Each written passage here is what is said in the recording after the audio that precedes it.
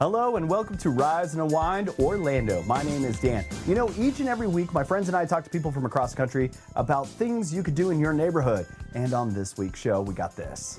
The characters that I do or the voices I do or stories I do come directly from my environment or people around me or how I grew up and stuff like that. So yeah, you know, my character Creeper, you know, who does Cholo Fit, that came straight from my dad. He was in a lowrider car club, all that good stuff. So yeah, that's just an example of just boom. I just draw from right what's right next to me, and nothing's off limits. And my family has learned to be okay with that. There are so many people that are in relationships where they're blinded by what's actually happening because they're in a very unhealthy cycle of manipulation and lies. And I want those people to feel seen and that know that they're not crazy. And you know, it happens to so many people, and I just want them to feel that can be a community around it and that they're not alone. All of that and more right here on Rise and Unwind Orlando. Do you ever wonder what it's like to serve your country and train for the Olympics at the same time? I never have, but that sounds crazy. Staff Sergeant Deedra Irwin is part of the U.S. Army's world-class athlete program and is now prepping for her second Olympic appearance. That's just 100 days away. After a record-breaking 7th place finish at the 2022 Winter Games, she's hoping to bring home America's first medal in biathlon. Welcome to the show, Staff Sergeant Irwin. It's great to have you here. Thanks for having me. And for people who might not be familiar, what exactly is the biathlon, and how did you end up becoming one of the sport's top athletes? So biathlon is a super unique winter sport. It's the combination of Nordic skiing and precision rifle marksmanship. And so two things you wouldn't think would be added together. We've done it. You got the high heart rate of all the endurance sports, plus the calm, focus, precision shooting. And so I ski around with a rifle on my back on a course, and I stop and I shoot prone and standing throughout my race. And the person who hits the most targets the fastest and skis the fastest usually ends up winning and getting that podium spot. And so I started skiing when I was about 16 years old. And I was skiing through high school and college and tried a couple years professional. And it wasn't until I was 25 that I picked up a rifle and started doing biathlon. And I fell in love with it, and I've been with it ever since. I joined the U.S. Army in 2019, and they helped support me to the 2022 Olympics, where I had my debut historic finish, 7th place in the women's 15K individual. And now I'm pushing to the 2026 Olympics with the U.S. Army World Class Athlete Program, hoping to get that medal. So how is the Army helping support you as you get ready for the 2026 games? So it's super unique with the U.S. Army World Class Athlete Program. We get put on active duty full-time orders where we get a full-time competitive salary with healthcare benefits and student loan repayment if we need it. And so it's really amazing to be able to take that weight off your shoulders of normally a lot of Olympians have a lot of financial responsibilities while they're still trying to pursue their athletic career. And luckily, I've been able to take that little bit of weight off and put 100% into my training to really try and make it to that top elite level. And a lot of folks might not realize that the U.S. Army actually has a soldier athletes competing at this level. What do you want people to know about that? It's a really incredible career option for me. I'm able to have a career as a soldier in the U.S. Army, as a human resource specialist, and also be able to pursue my athletic dreams of being an Olympian. And so it's a really unique opportunity, and having that security of having a career after I decide to put my rifle and my skis down someday and retire, I'll be able to, continue with the U.S. Army and continue pursuing, being a top soldier in the U.S. Army. And finally, where can our viewers go if they want to learn more, maybe even follow your journey? If you want to follow my journey, you can find me on Instagram and Facebook. And if you want to learn more about being a soldier or becoming a soldier athlete, you can go visit goarmy.com. Deedra Irwin, thanks for joining me today. Thank you. You ever get a text or an email from what looks like your bank, but something feels off? Well, you're not alone. Scammers are getting smarter and sneakier, which is costing Americans more than $12 billion last year. The American Bankers Association is fighting back with their hashtags, Banks Never Ask That, and Practice Safe Checks. These are campaigns to help people spot the signs before it's too late. So joining us is Paul Benda, Executive Vice President for Risk, Fraud, and Cybersecurity at the ABA. Welcome to the show, Paul. How are you? I'm good. Thanks for having me. Okay, so it seems like scams are popping up pretty much everywhere, from tax to payment apps. What are some of the most common ones that you're seeing right now? They are. Well, it's just like you said, it's those impersonation scams, right? They are trying to impersonate your bank. They're trying to impersonate the government or a retailer to try and get you to act, to give up information or make a payment. And like you said, they're using technology against us. They can spoof the bank name and number on your caller ID, so you think it's your bank calling. They've bought your information on the dark web, so when they call, they might even know your name. They might know your address. They might even know the last 4 of your social security number, and so they can sound really convincing, and then that's how they get you to comply with them. They can convince you to give your security credentials, convince you to give your PIN number, convince you to make a payment, and so it's really concerning. And for someone just trying to go about their day, what are the biggest warning signs that something might be a scam? Sure. One of the big ones is urgency. Probably many of your viewers have seen the toll text scam, right? Where they say, oh, you missed this toll, you need to pay it or you'll lose your license. So they want you to act without thinking. One of your loved ones in trouble, you need to send money right away or they're going to go to jail. The other is they try and maintain a sense of secrecy. Some of these scams take the long con. They look at investment scams. They're trying to get you to invest in a crypto investment scheme or a romance scam. If it's a secret, it's a scam. If they don't want you telling anyone about this, it's a scam. And lastly, if someone calls you out of the blue or texts you out of the blue and asks you to confirm details, that's a scam. Your bank is never going to call you up and ask for that one-time use passcode, never going to call you up and ask for your PIN number. Only if you've initiated contact should you share that information. I've heard check fraud is pretty much on the rise, even though fewer people are using checks. How can we keep ours safe? Sure. So we're trying to have new humorous campaigns to educate consumers. You can go to banksneveraskthat.com for some funny videos for checks. If you're still using checks, you can go to practicesafechecks.com. And so the idea here is we've got some tips in place. Use a gel pen on ways to, so it makes it hard for the criminals to wash that ink out. If you're going to mail a check, make sure you go to the post office. Don't put that check inside the mailbox in your driveway with that steal me flag up. And lastly, if you do write that check, you do mail that check, make sure you watch it when it gets deposited. Make sure it's deposited for the right amount. And if your bank gives you images of that check, look at the back of the check to make sure the person you wanted to get it signed for it. So that way you can track that check and be aware if it ever gets intercepted or used by someone else. And if someone realizes they've been tricked, maybe clicked a link or gave out the information, what should they do first? Sure, especially if they've executed any type of transaction or they sent any kind of money, call your bank right away. Make sure you let your bank know. They might be able to stop that transaction. They might be able to get your money back.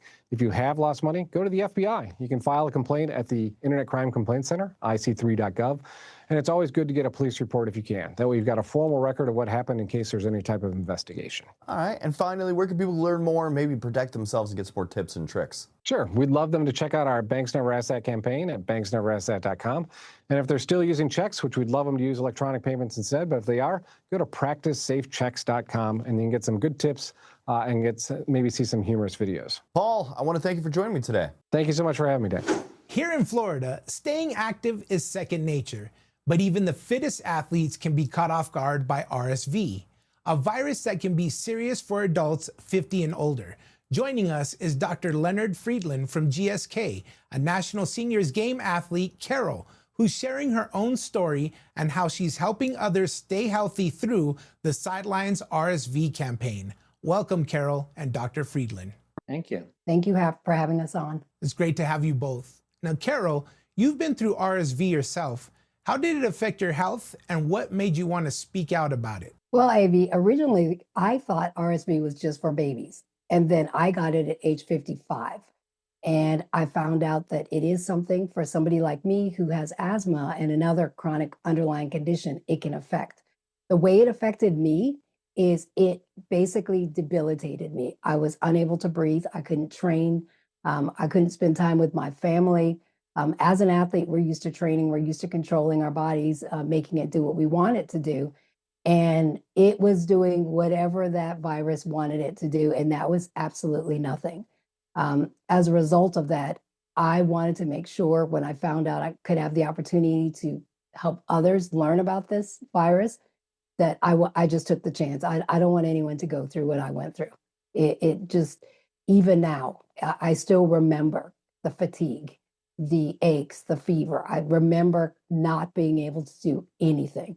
And I really want to be a part of helping people if they can prevent severe RSV, knowing what their options are. So that's what made me want to be a part of it. Thank you for that. You've always lived such an active lifestyle. How did that experience shift the way you think about your health and prevention? I thought that I was in control of my health until that happened. As an athlete, we control our bodies, we know what we need to do. And I thought I was on top of it with the way I was eating, all of those things. So, what it did for me is it helped me no longer take my overall health for granted. Mhm. And I started looking at prevention. Prior to that, I thought just doing what I was doing was prevention and that was going to keep me healthy. But it turns out when I became ill, that I could have spoken to my doctor, and there was an option for me personally. For my condition, there was the option once I talked to my physician about receiving a vaccination. And I didn't realize that until then. So it opened my eyes to looking at many more ways to prevent severe illnesses and doing other things that are going to protect not only my physical body for training, but my overall body for quality of life. Thank you, Carole. Dr. Friedland, what makes RSV especially risky for adults 50 and older or those with health conditions? Yeah, so the RSV virus is common and contagious, and it can produce severe illness, especially in infants and also in adults, especially adults who are 75 years of age and older, as our immune systems weaken as we age, and also adults 50 to 74 with certain underlying medical conditions such as asthma, like Carole's talked about, COPD, diabetes, weakened immune systems, heart disease. Also place people, if they get an RSV infection, at increased risk for severe infections, which would include hospitalizations. About 177,000 adults over the age of 65 are hospitalized each year due to RSV here in the US. And of those, about 14,000 will die from their RSV infection. So this is a serious disease in adults. The good news is that vaccination is an important tool to help protect us against RSV infection. By the way, there are no treatments for RSV. The best tool we have is prevention. And doctor, for older adults watching, why is it so important to take steps early to help prevent severe RSV? Yes, it's because once you start getting sick, as we heard from Carole, it can be a really debilitating disease. It can really sideline you, take you off your game, and you'll be missing out on work, on social activities, being with your family, all the things we want to do as we experience healthy aging. So we don't want that to happen. Especially we don't want people to be hospitalized or even, unfortunately, perhaps even die from this illness. And so this is a potentially vaccine preventable disease. And that's why it's so important to know about it. So knowledge is power. And so we have a TV special that we've been producing, which features Carole and other athletes, called Redefining Aging with Senior Athletes. It can be found on GSK's YouTube page. And also information about the TV special and other information about RSV can be found on sidelinersv.com. That's a website, sidelinersv.com. There are resources there, including a discussion guide that can be used at your next appointment with your doctor or pharmacist to talk about RSV and tools for prevention. But also the sidelinersv.com can direct you to that TV special, Redefining Aging with Senior Athletes. So it's the fall right now. This is the time to have those discussions and to take control of our health. Okay. What particular things can people do right now to help reduce their risk? Well, the thing that people can do right now to reduce their risk is to have the knowledge about this is something that they should know about, especially if they're 50 and older with an underlying medical condition, and everybody 75 and older.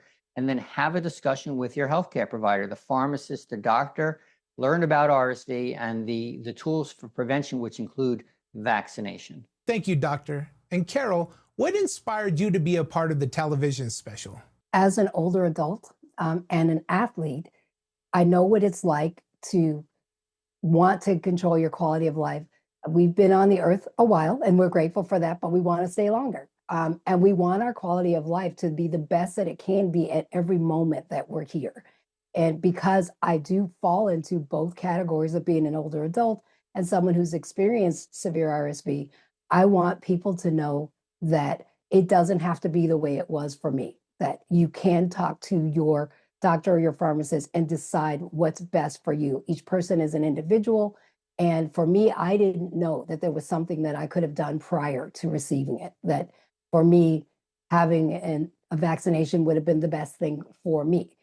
I would say I want everyone to know that because I don't want anyone to lose that time. One thing that we can never get back is time. We often think it's circular, but it's linear. It's gone. 12 o'clock is not 12 o'clock the next time you see it. It's not the same day. So get the most that you can out of every day that you're living. And I want to make sure that people like me or people who maybe aren't active but still want to enjoy their quality of life know what their options are. And I know you mentioned this earlier, but where can folks tune in to see Redefining Aging with Senior Athletes? Yeah, so a great way to start would be GSK's YouTube page. So go to YouTube for the GSK page, you'll find the TV special, but also you can be directed there through the website sidelinersv.com. You can follow Sideline RSV also on Facebook and on Instagram, and also sidelinersv.com has resources. Educate yourself, a discussion guide, and then have that discussion with your doctor, your pharmacist, and make the decisions that are best for your overall health. Knowledge is power here. We want everybody to live their healthy lives and age gracefully and healthy, and prevention is certainly part of that toolbox. Thank you both for joining us today. Thank you. Thank you. You too. Have you ever had one of those family cookouts where everyone's talking a little too loud and the cheese is flying faster than carne asada hitting the grill? Well, comedian Frankie Quiñones knows that feeling a little bit too well, and he's turning that into comedy gold with his brand new Hulu special, Damn, That's Crazy. Directed by Emmy winner Ali Wong. Frankie is here. Welcome to the show. You might know him from This Fool, What Do We Do in the Shadows, and Victor and Valentino. He's bringing the mix of heart, hilarity, and familia to the stage. Welcome to the show, Frankie. How are you, my friend? Oh, good. Dan, thanks for having me, homie. I appreciate it. No worries, man. All right, this is your first hour-long special. Okay, what made Damn That's Crazy the right moment to put your life and your comedy pretty much out there on the stage? Yeah, man. Damn, that's crazy. We say that a lot growing up around the home, around the homies and stuff. Damn, that's crazy. But yeah, just some of the topics I touch on. I met Ali Wong a long time ago, and she obviously her career took off, multiple Emmys and stuff like that. And then we were doing some tour dates together, and she goes, "Hey, I want to produce and direct your special." And I was like, "I'd be honored." And then the timing just kind of worked out perfectly with Hulu launching this slate of comedy specials. And then we got into talks, and then, here we are. We took over a year to get the material down. And then, we recorded the special with the help of Ali Wong. We pieced together a pretty cool piece of work that I'm really proud of. So I'm excited for people to see it. So that's what's up. And damn, that's crazy. And this special, it dives into love, addiction, and the politics of family carne asada. How much does that come straight from your own family gatherings, my friend? Oh, yeah. I draw a lot from family. But yeah, we've been through a lot together, ups and downs. And, I kind of touch on all that, get vulnerable about a lot of stuff. And also, a lot of people can relate to any family event. In my case, it's the carne asada, which is like our barbecue, and the drama that comes with that. The tias, the aunties talking smack about each other, spreading rumors like, "Oh, your tia Rosa's potato salad doesn't have any flavor. I think she's going through something." And it's like, no, she's not. The potato salad is fine, but they always trying to just stir something up. That's just an example. It's just like the drama that ensues at a family barbecue or carne asada. Oh, yeah, I have the same aunt. I have the same stories. I grew up the same way, my friends. You played some unforgettable characters from Luis and This Fool to your sketches in Get Frankie. How do you decide what parts of like real life make it into your comedy?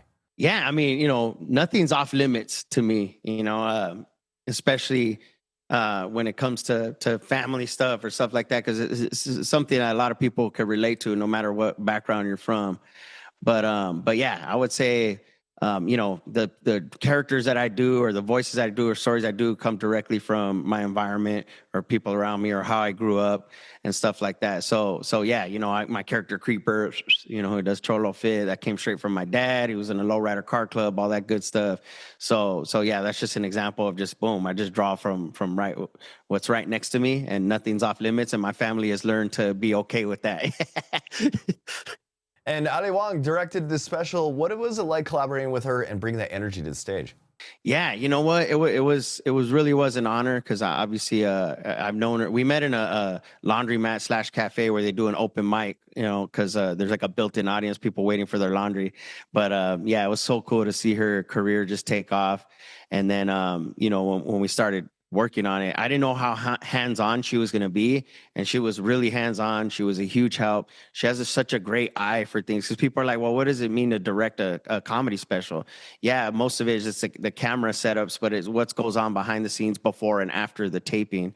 And she was really hands-on to help me in the editing, and then picking what frames go on what punchline, down to the details like that.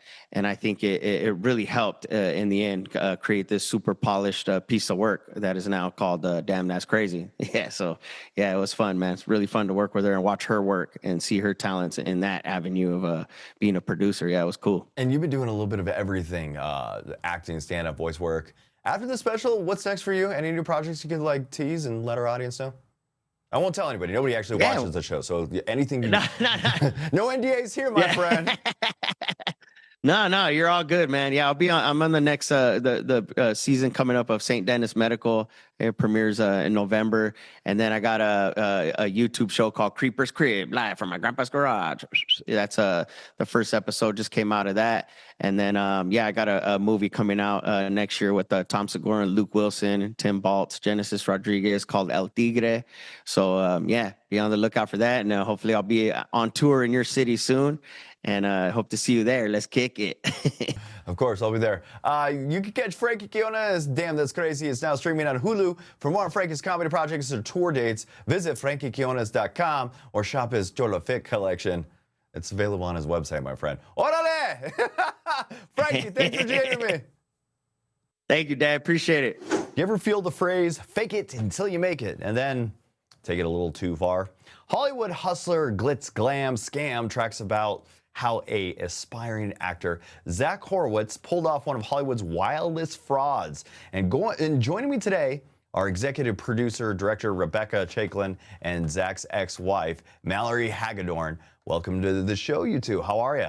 We're great. Thanks for having us. All right, Rebecca, you got to give us a quick snapshot. What's the true story about Zach Horowitz, and what kind of made this scam so audacious?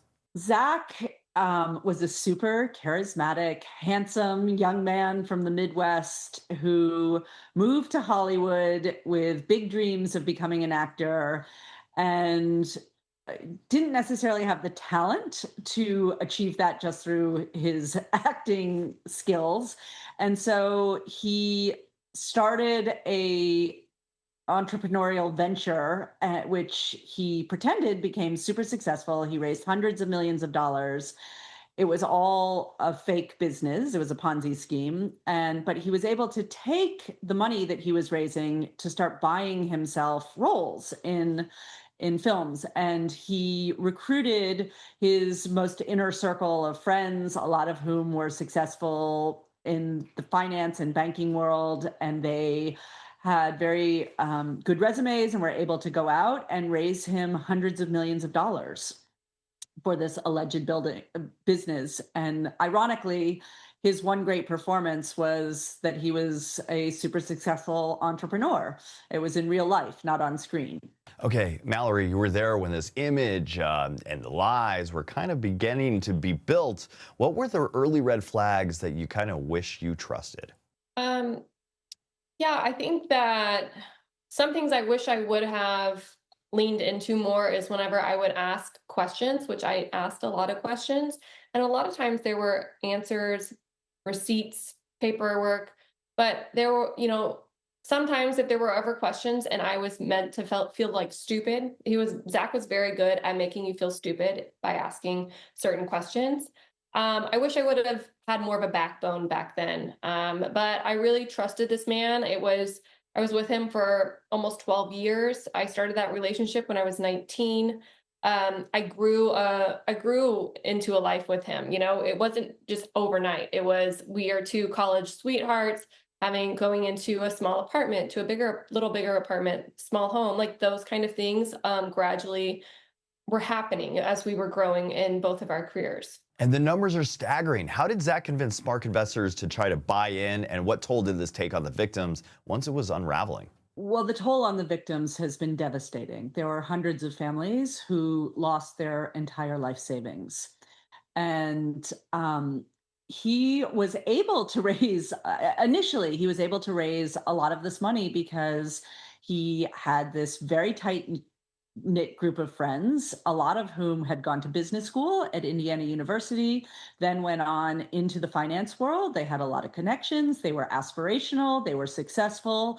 And once he was able to recruit these people who all loved him and felt that he was super charismatic, they were a great calling card. They had the resumes, they had the connections, and they were able to raise him a lot of money. Zach was also incredibly clever.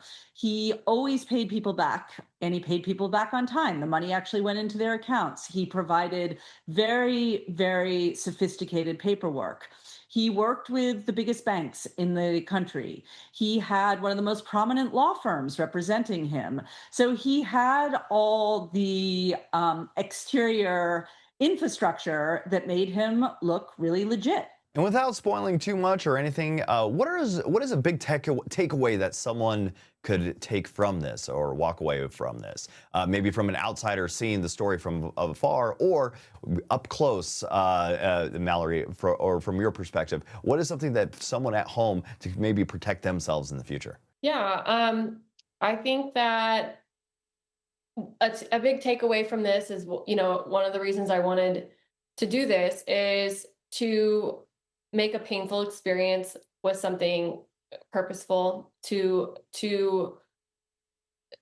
There are so many people that are in relationships where they're blinded by what's actually happening because they're in a very unhealthy cycle of manipulation and lies. And I want those people to feel seen and know that they're not crazy. And it happens to so many people. And I just want them to feel that can be a community around it and that they're not alone.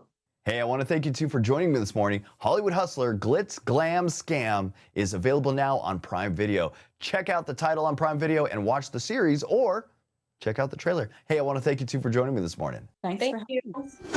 And that's it for Rise Unwind Orlando. I want to thank you for tuning in and checking out the show. If you actually want to be on the show, go to our website, riseunwindtv.com. Follow us on Facebook and on Instagram. And also follow our YouTube channel. That's at Rise Unwind. And until next week, that was Rise and Unwind.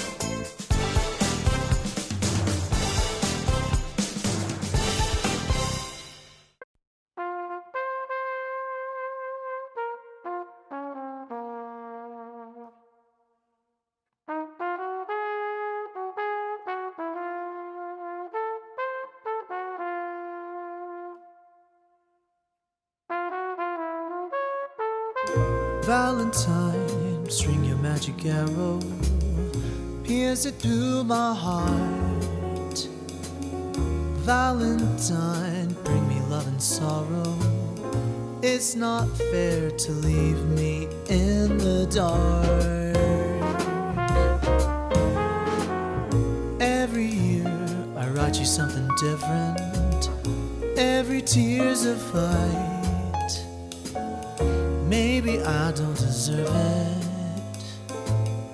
It's not fair to leave me in the dark. Valentine, I'm so blue.